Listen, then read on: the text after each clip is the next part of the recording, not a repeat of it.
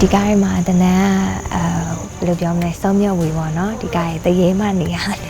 ပါဝင်ထားပါတယ်တနန်းနာမည်ကတော့တန်စင်စီးစာပါဒီလိုရှားရဲဘာလို့ဆိုတော့တရေကားလည်းတစ်ခါမှမရိုက်ဘူးတရေကားလည်းမရိုက်ဘူးအပြင်ကိုတိုင်ကပါတရေလည်းတစ်ခါမှမလုပ်ဘူးမလုပ်ရတာကြတော့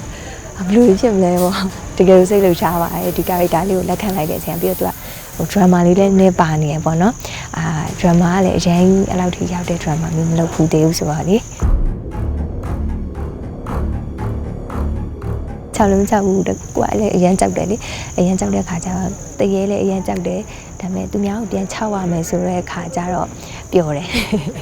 အစပိတ်တွေလိမ့်နေတဲ့အချိန်မှာကိုကတရေပုံစံဖြစ်သွားတယ်လေကိုကိုကြည့်ပြီးတော့သူများတွေကလူကြောက်နေရအောင်မြင်ရတော့ပျော်တယ်အရန်ဟို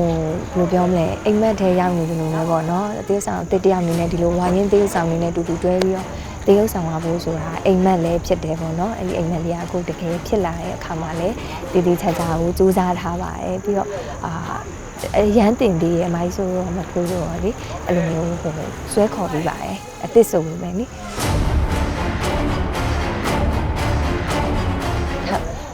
ဒီဘလိုပဲမိတဲ့နေရာကိုဝင်ဆောင်ရတာခက်ခဲနေပါစေကိုယ်ကလေးလေးထွက်လာတဲ့အချိန်ကြာလို့ရှင်မိဘတိုင်းကတော့ပျော်သွားတာပဲပေါ့နော်ကလေးမျက်နှာမြင်တဲ့ခါကျရင်ပျော်သွားတာပဲတနန်ကိုယ်တိုင်းဒီ feeling ကိုမခံစားဘူးပြင်ပဲပေါ့နော်ဟိုဘေးနားကနေကြည့်ရင်းနဲ့မျက်ရည်ကျရပါတယ်ဒီဝတ္ထုကိုဖတ်တဲ့အချိန်မှာလည်းစောမြတ်ဝေသာဆိုရင်ပေါ့သူမူးထုတ်လိုက်တဲ့ကလေးလေးကိုမြင်တဲ့အချိန်မှာဖြစ်သွားမယ့် feeling မျိုးပေါ့နော်ဟိုအရင်အဲ့လို feeling မျိုးမဟုတ်ဘူးမဲ့စူးစမ်းပြီးအကောင်းဆုံးတူအောင်ရုပ်ဆောင်မယ်လို့ပြောချင်ပါတယ်ဒီကားလေးကအရန်ကိုဟိုတနန်တို့အစ်စ်တွေလဲပေါ့နော်အများကြီးပါတဲ့အတွက်ကြောင့်မလို့ဇလန်းလေးကလည်းအရန်ကိုကောင်းတဲ့အတွက်ကြောင့်မလို့ဒါကြည့်ကြဖို့ဖိတ်ခေါ်ချင်ပါတယ်